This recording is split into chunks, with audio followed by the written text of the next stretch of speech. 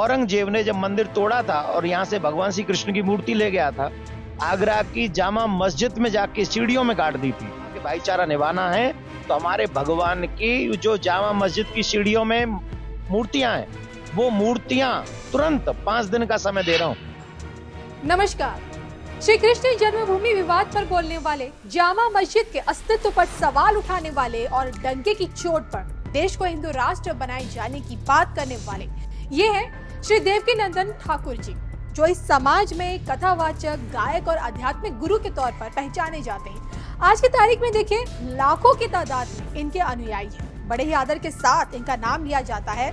संत समाज से आने वाली एक ऐसी प्रभावशाली शख्सियत है जिनका संपूर्ण जीवन मानव कल्याण को समर्पित रहा। ऐसा कोई नहीं जो इनके बारे में जानता ना हो।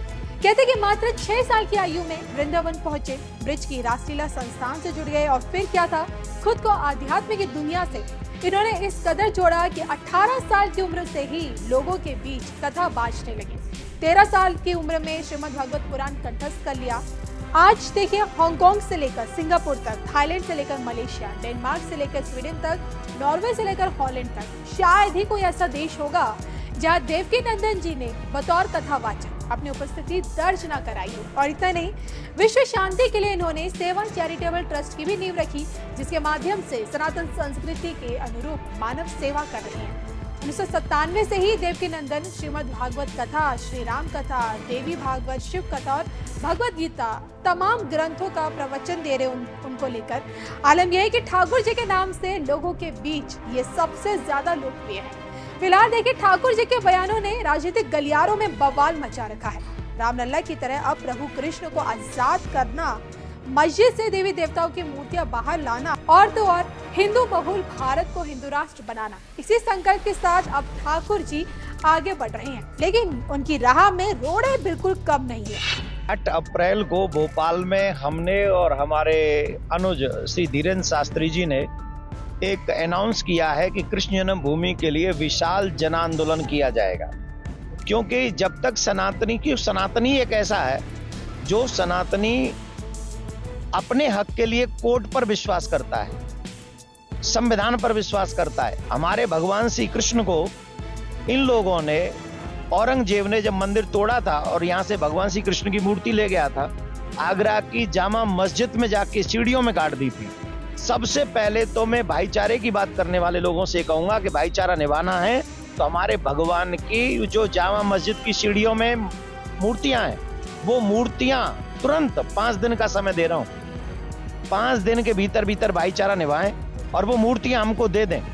और अगर 5 दिन में उन्होंने वो मूर्तियां हमको नहीं दी, भाईचारा नहीं निभाया, उसके बाद आगरा में भी इस विषय पे हम कानूनी कार्रवाई करेंगे और कृष्ण जन्मभूमि के लिए विशाल काय आंदोलन होगा, देशव्यापी आंदोलन होगा। इसमें कोई दो राय नहीं है।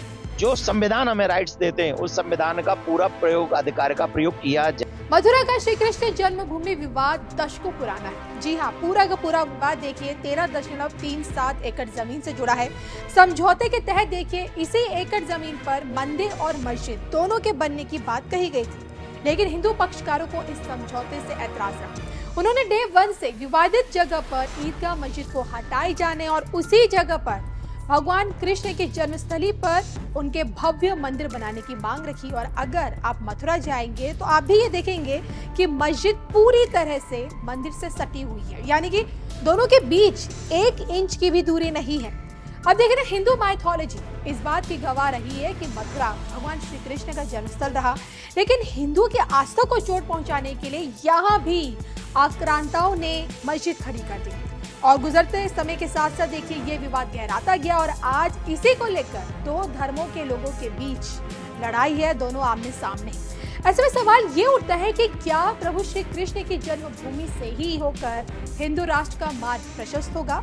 क्योंकि संत समाज से लेकर संघ के लोग हिंदू राष्ट्र का सपना तो दिखाते हैं। प्रदेश के मुख्यमंत्री योगी आदित्यनाथ भी डंके की चोट पर ये कहते हुए कई बार नजर आए कि भारत हिंदू राष्ट्र था, है और रहेगा। लेकिन क्या ऐसा मुमकिन है?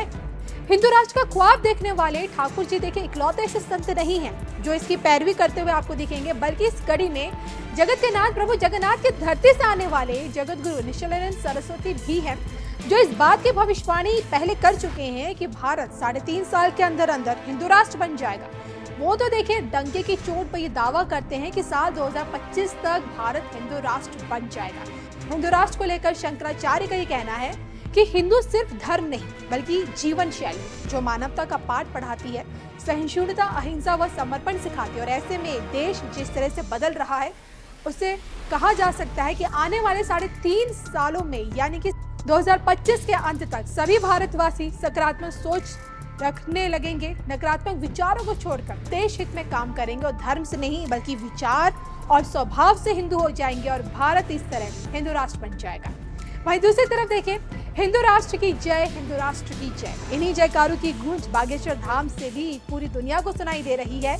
बागेश्वर धाम भी अब हिंदू राष्ट्र का प्रवेश द्वार बन चुका है। यहाँ से भी हिंदुत्व की सबसे बड़ी शक्ति का प्रदर्शन जारी है। ठाकुर जी के साथ आचार्य धीरेन्द्र शास्त्री जी भी इस मसले पर अपनी बात रख चुके हैं।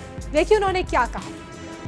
जन्मभूमि का मुद्दा जो हम उठा रहे हैं, हमारे बड़े भैया पूज्य श्री ठाकुर जी उठा रहे हैं, यह मुद्दा आज का नहीं और अभी नहीं उठना चाहिए, तो बहुत पहले उठना चाहिए। ये हमारा दुर्भाग्य है, लेकिन देर से जागे पर जागे तो। और हमारा मत ऐसा कहता है कि एक एक ब्रजवासी इस बात को चाहता है कि जिस प्रकार अयोध्या के रामलला स्वतंत्र हुए और दिव्य और भव्य मंदिर बन रहा, वैसे ही मथुरा में श्री कृष्ण जन्मभूमि में भी दिव्य और भव्य मंदिर बनना चाहिए और बन करके रहे।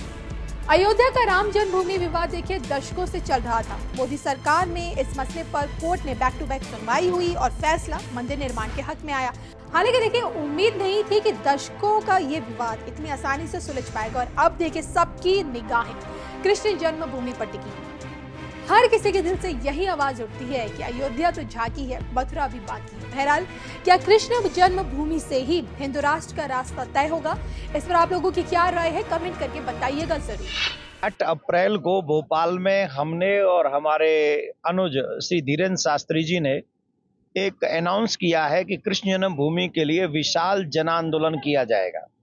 क्योंकि जब तक सनातनी एक ऐसा है जो सनातनी अपने हक के लिए कोर्ट पर विश्वास करता है, संविधान पर विश्वास करता है। हमारे भगवान श्री कृष्ण को इन लोगों ने, औरंगजेब ने जब मंदिर तोड़ा था और यहां से भगवान श्री कृष्ण की मूर्ति ले गया था, आगरा की जामा मस्जिद में जाके सीढ़ियों में गाड़ दी थी।